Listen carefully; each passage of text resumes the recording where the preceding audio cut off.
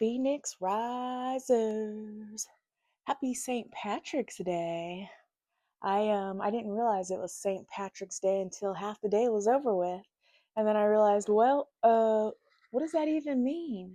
So I thought I'd bring you guys a message and talk about what it means, even to us who don't identify with being Irish or even knowing what exactly it means to celebrate St. Patrick's Day and how it became associated with luck and green and festivals and music and dancing and the four-leaf clover and the energetic symbolism and the alchemical symbolism. And then we're going to pull a couple cards too. We also have a lot of energy, a lot of planetary energy right now, a lot of Piscean energy. We have a stellium in Pisces, and we also have the new year coming up on March 20th. So I feel like that plays a huge significant role in the actual meaning of St. Patrick's Day and its relation to the actual new year. So, which we know doesn't happen in January, but actually in March. Um, third week of March to be exact. So, and this year, the 20th. All right, so Saint Patrick, who was he? He was a 5th century missionary who brought Christianity to Ireland. And there's a famous saying that what is it? He drove the snakes out of Ireland. Of course, there's symbolic meaning to that and energetic meaning to that. Obviously, it doesn't mean literal snakes. So, and we just came from a year snake, and it there is some symbolism to that with what that means as far as death and rebirth, and with it being in proximity to the new year, the actual new year. So how did they be? What's with the clover and the shamrock? So it said that um, historically, it said that he used the shamrock, the three-leaf clover, to explain the Trinity, the Holy Trinity, and that became a symbolism for that. How that translates too energetically, because it's not just the Holy Trinity, but it's also um, repeated throughout alchemically too and energetically with mind, body, spirit, for growth, renewal, and regeneration, as well as past, present, future, and creation, preservation, and transformation. Symbolically, we know that the snake represents transformation, death, rebirth, the shedding of the skin, and renewal, the process of renewal. But the snakes, meaning the pagan beliefs, and brought about cultural change, really, and also spiritual evolution and development, rather for ill or not. It has its place. So symbolically, he drove the snakes from Ireland. Snakes represent the pagan beliefs, old spiritual systems that were being replaced. So that's the spiritual transformation right there. That system of beliefs being shifted and changed. It turned into a religious feast day specific to Ireland, but it spread here in the United States, internationally celebrated and recognized as a holiday. And here, I'm in Chicago. Here, we even dye the river green. And of Ireland's known as the Emerald Isle. It's a very green country. Nature plus rebirth. It's fertile. It's associated with luck and protection. So that's where the color green comes in as far as symbolism. So it actually changed from spirituality, mainly a type of spirituality, into uh, religion. With us coming out of year 9, year of the wood snake, and shedding of the skin, I feel like it's even more symbolically resonant. Alchemically, we think emotion, that's the water aspect. Will and action, that's the fire aspect.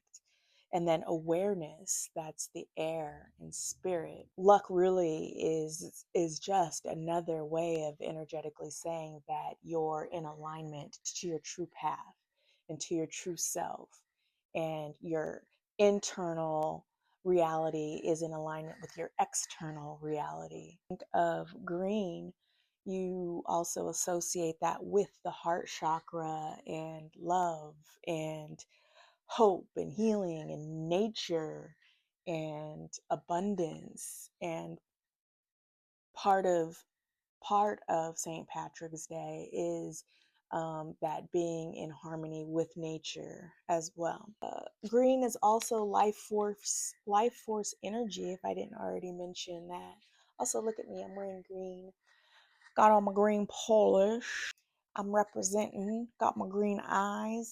I'm not getting pinched today, thank you. Even if I did plan on leaving the house. Also, green is associated with growth, renewal, and regeneration, which is also in alignment with that snake energy, but also switching from signs. So even though it's rooted in religion, it still holds true to its the original spiritual aspects of it in those pagan beliefs. And it being in spring, it's a time of rebirth, and we have nature starting to come back to life after a long winter and it being cold. And you have birds and animals, it's mating season, so you have a replenishment of the animals, and it's time to start growing again and planting seeds. A time of renewal and regeneration. So it's worthy of celebration for everyone without being Irish. Think of it as restoring balance, allowing healing energy to move, and emotional flow. So, more so alignment with natural flow of life. So, now that we kind of touched a little bit on the symbolism and the meaning of St. Patrick's Day and how it could relate to all of us. But right now we have a lot of planets in Pisces, and Pisces rules the 12th house in the zodiac, and the 12th house is considered one of the bad houses out of the three. It's considered the worst. The 12th house, it's the last sign of the zodiac. It's where you go to die. It's the dissolution of things, of anything solid. It's very watery and dreamy. It's also where when creativity is stemmed from, and intuition and psychic abilities and mysticism. But it's also the house of self undoing and asylums and jail. It's considered or dubbed one of the bad houses because it doesn't aspect first house in the first sign of the zodiac. You have this transition of where things go to die in order to move into Aries, which is where you have form and identity, into the energy of it. But for starters, we'll get into the planets that are there. We have the sun, we have Mercury in retrograde still, and this is the longest Mercury retrograde ever. And its shadow phase will seems like it's even longer because it's going to go until like April 9th. We also have Mars in Pisces right now, and we also have Saturn. For me, it's the energy is extra potent because I have my Mars and my Pluto both in the 12th house with Libra, but it's of course it's ruled by Pisces. That's a lot of energy to have in the 12th house. What that means is heightened intuition, intense dreams. Pay really close attention to your dreams because your subconscious, you may be releasing a lot and um, processing a lot too. Aspects of yourself that are shedding away, dying off. Psychic sensitivity, the veil is very thin because you have these borders dissolving, dissolution. Not just heightened psychic sensitivity, but heightened sensitivity in general. Blurred lines of truth and illusion and projections. What's true, what's not, and projections from yourself onto others and projections of others onto you, because again, the 12th house doesn't aspect the first house, it's actually right next to it. So it's hard, you have blind spots, you can't see, and we're mirrors of each other. So when someone triggers you, pay attention to that because it may be something that you need to process within yourself. And really stepping back, taking a minute and evaluating. And again, because of the risk of projecting onto to others something that's unseen within yourself. That has to do with the energy of Mercury too being in retrograde.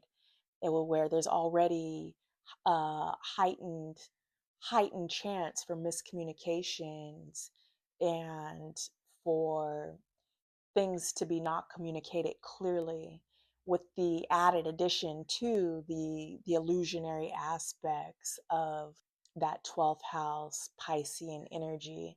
So just be careful with communication. It is a good time for deep spiritual alchemy, inner work, inner child healing, shadow work, and just releasing really in general what no longer serves, especially going into the new year. So this is actually a good time for identity shifting and releasing old identities or aspects of yourself that are outgrown or no longer fit you, who you're becoming, evolving spiritually, or even, growth as a person. That's the whole purpose of shadow work. Once you're aware of something and you see something, you're able to learn from it and grow from it and integrate that aspect of yourself in order to do better. When you know better, you do better. We have a new moon March 19th in Pisces as well. It's supposed to be a very powerful, potent new moon, especially being in Pisces, is about spiritual reset and getting clear on what you do believe in. What is your truth? What do you value? It's going to be more about manifestation through emotions and feelings and imagination too. The 12th house and Pisces also rules that imagination. It's a good time for writing and creating and using that energy, that kind of Seven of Cups type energy to your advantage, and have some sort of creative outlet, whether that be journaling or writing fiction or writing in general, creating songs, any way you can create, painting, any way you can honor that creative aspect, that Piscean energy. And it's also a form of release as well. New emotional cycles beginning, dissolving the ego and old patterns of behavior to become a stronger, better version of yourself. Emotional mastery. So, having a stellium in any particular sign, it means an amplification of that energy, amplification of that Piscean energy and that 12th house energy, added on a spiritual aspect, a spiritual layer to that. It's a good time to strengthen your intuitive abilities and pay attention to some of the psychic hits you might be getting. Pay attention to sudden ideas and inspiration that you may get. It's a good time to act on that. And again, honor that creative support. Saturn actually helps in this regard by giving some um, structure to that boundaryless energy. So we have that to our advantage, even though Saturn is slower, serious. It's all business. It's a good balance. I think it adds a good balance to the mix. You should feel the mental fog begin to lift. That's good. Also, communication and decisions and clarity will begin to move forward. This is after the 20th, once Mercury goes direct, by the way, even though it'll still be in that shadow phase. So, yeah, you'll begin to have clear thoughts and visions and an emotional understanding starting to click into place. Things that may not have made much sense prior or you felt indecisive about may start coming into form and understanding. Fine. Okay. So anyway, that I don't want to keep this video too long. I'm not sure how long we're in now. I had to pause it for a minute before, but I do want to pull a couple cards for you guys. Let me just see if I'm missing anything. March 17th through the March 20th, consider it like a transition portal. A shedding of the old skin and into the new year. It's just a powerful time to release and think action, rebirth, and then identity. So all I have for you guys energetically, as far as an energetic update. So I do want to pull a couple tarot for you guys. I'm using my colorful neon deck because it's very Piscean and gives me 12th house vibes with this octopus on the cover. So we'll see what energy comes out for you guys, what energy you have working to your advantage or energy to be aware of. Let's see. Thank you. What energy do we have for the collective to their advantage or energy that they're working through or need to be aware of? Thank you, Spirit. What do we have for the collective? All right, let's see. I haven't used this deck in so long. All right.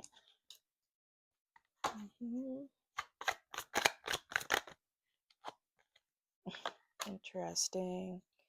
Okay, let's get maybe one more. I just saw the Ten of Wands at the bottom of the deck. Okay, that wanted to flip over, but it did not quite, so I'm going to keep going. There we go. Okay, Seven of Swords, interesting. Oh, and the Four of Wands at the bottom. I feel like the Four of Wands came out last time. I can't remember. But anyway, we have the Page of Wands. The Page of Wands is like that new spark. It's like a new it's curiosity, new inspiration, beginning. It's conversations, it's creative ideas, creative conversations, collaborations. But it represents curiosity. It really fits with the energy that we're coming into, especially getting ready to move into Aries season with that, that fiery energy. And the page is young. And Aries being the first sign of the zodiac and the youngest of the fire signs. Not sure if the Page of Wands is Aries in the zodiac, but it's fire in general. So it is curiosity and spark of creativity and inspiration and drive.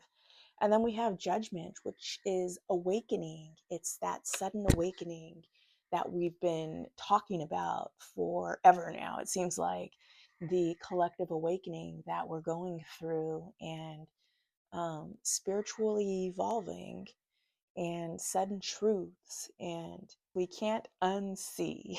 So it's like awakening to sudden truths and having that spiritual awakening. And then we have the Seven of Swords. The Seven of Swords is a card of avoidance, but also strategy. And,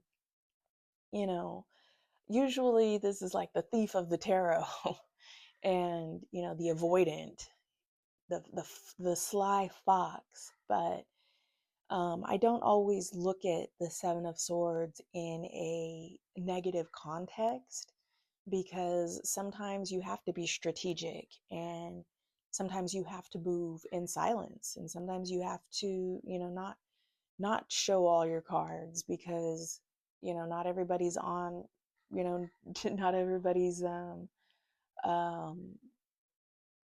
has your best interest. However, um with the energy at play, with not knowing, because if you think of the swords, it's like the mind, the our thought processes, our perceptions.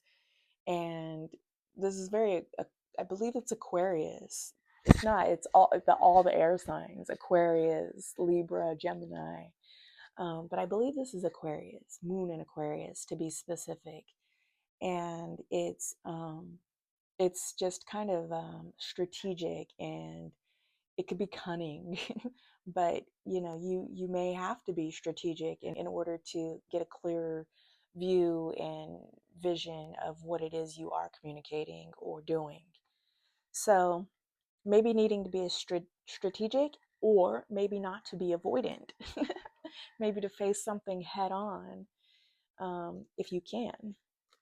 And then with the Four of Wands at the bottom of the deck, that's our card of harmony and home and coming together. And it's also the card of marriage. But when I think of the Four of Wands, I think of home and harmony within the home. And so maybe needing to create harmony within your own home, however that looks for you.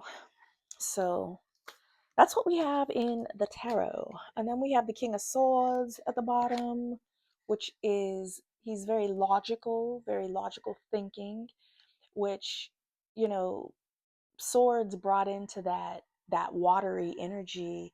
It, to me, adds a certain level of balance in a way, because um, you have to have some kind of equilibrium and um, clear thinking. So, all right, that's our tarot. Let's see, what do I want to pull for our oracle? I think I'll pull from our alchemy deck. I'm going to pull from my alchemy deck. I had a couple of oracles pulled out because I wasn't sure what direction I was going to go. I had the Ascension Oracle, my Black Moon Astrology. Actually, do I want to do Black Moon Astrology or alchemy? I'm going to do alchemy. All right, let's pull from the alchemy deck. And then I'm going to let you guys go. Hopefully this won't be too long of a video. I'm trying to keep them a little bit shorter. So this is my Chris Cran's Wild Unknown Alchemy deck. It's hexagonal. 1, 2, 3, 4, 5. Yes, hexagonal. Let's see what comes out, so we know what's happening alchemically for the collective. I feel like we're all going through. Can you all hear that? That's my cat.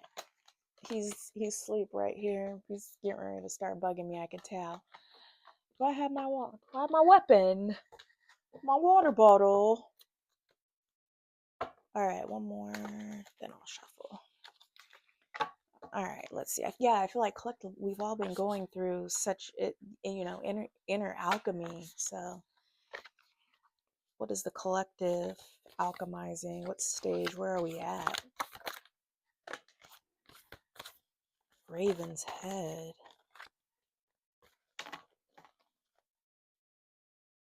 Let's see. That kind of came out sloppily. Let me try again. Oh, here we go. That came out cleanly. I haven't used this deck in a really long time too. It's one of my favorite decks. It's beautiful. All right, so we have the red and white rose. Interesting. It has a snake, which again is representative of transformation. I'm not going to keep all of these. A couple came out. I will keep vinegar, and then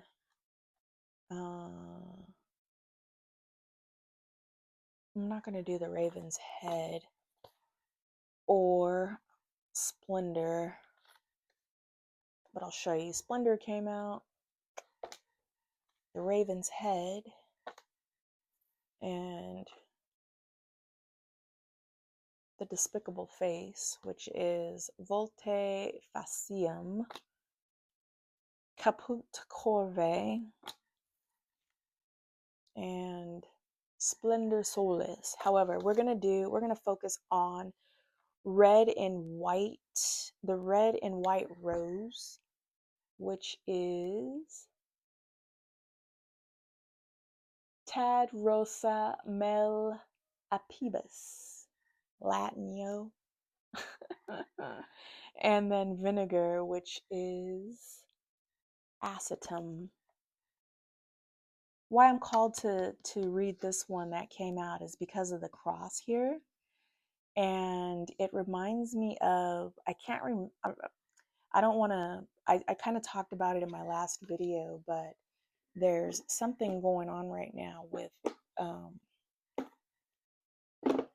with some planetary aspects that mimic that cross.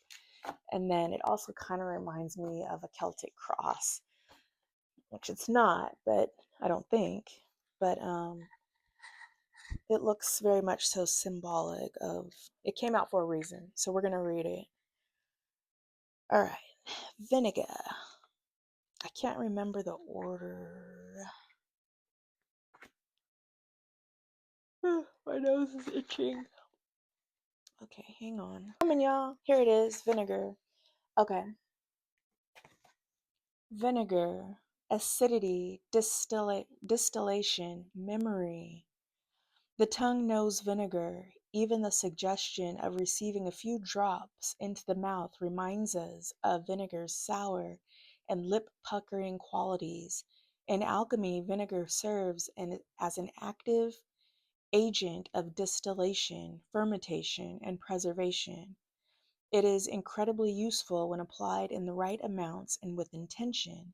This said, it can be easily overused, overwhelming the situation at hand. When the vinegar card is present in a reading, it indicates a sour note permeates the laboratory. It is likely something from the past is showing up in the present and demanding our attention. It is in vinegar's nature to take over, to overwhelm. Be cautious with this material. A little goes a long way. As they say, it is productive to look at your past, but not to stare. Such is the excuse me, sir, the complex energy. Such is, hang on. Such is the complex energy of vinegar. Interesting, especially because I don't know if I said it, but the Six of Cups was at one of the cards at the bottom of the deck in the tarot too.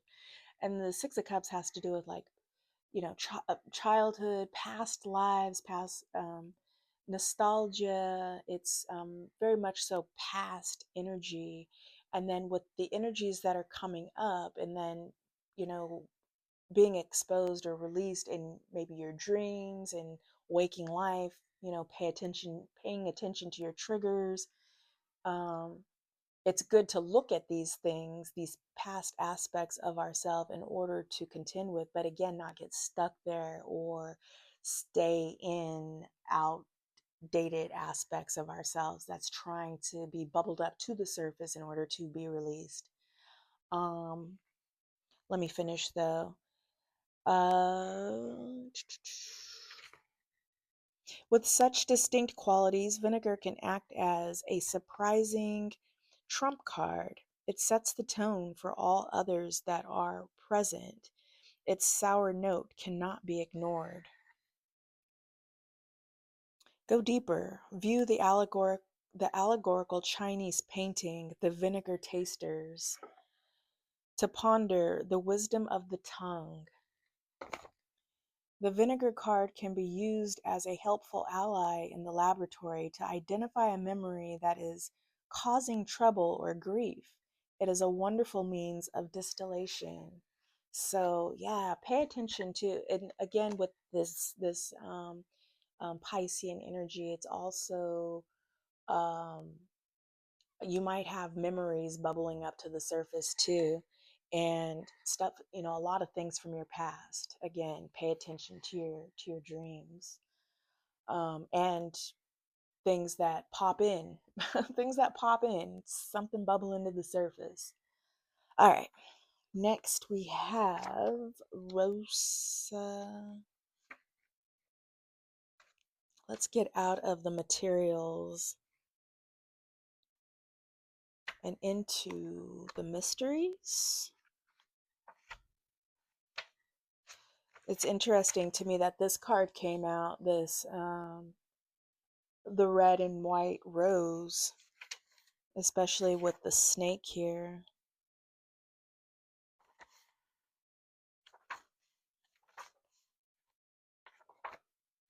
Mm. Oh, duh. It has numbers. Oh, yeah. Okay. Granted, once they get too far into the Roman numerals, I start to lose track. I know L is 50. This is 59. Okay. 59. Here we go. Okay. Oops. Oh no, my phone is dying. Okay, real quick. In the laboratory, the merging of red and white is an exquisite moment. It means something is coming to life before the alchemist's eyes. The pristine white of the rose. Come on, sir, excuse me. I know you want a snack. Give me a minute, okay? All right. The alchemist's eyes. The pristine white of the rose is not threatened by the blood red pigment. Their mixing does not make pink. Rather, each color remains vibrantly itself, expressing its message like the rod of Asclepius, representing health and vitality. The floss sapientum appears to signify the awakening of the physical as a gateway to the spiritual. Without the body, spiritual teachings remain conceptual, not yet integrated into the everyday. This card encourages the alchemist to honor the body as a temple each and every day, observing it, listening to it, mining it for information and guidance at its height. This card signifies a mastery, a uniting of body to serve the soul's purpose, as seen in the like of dancers, athletes, and during the birth process. Interesting. Go deeper. View Rashid Johnson's anxious red drawings from 2020. Ponder a white rose becoming red. Vital force, arising, awakening. So this is correspondent to judgment, which we actually pulled from our tarot. It's interesting that this is associated with awakening. Um, In esoteric yoga practices, one may understand this card as Kundalini rising, or the activation of what in Sanskrit is called the Ida, the Pingala, and Shoshana nadis. So it's talking about the chakras and the opening and clearing of the chakras, the Kundalini rising, hence the snake here. And I mentioned in one of my videos the 7 chakras in relation to sin meaning being synonymous with shadow. That's a good video to check out if you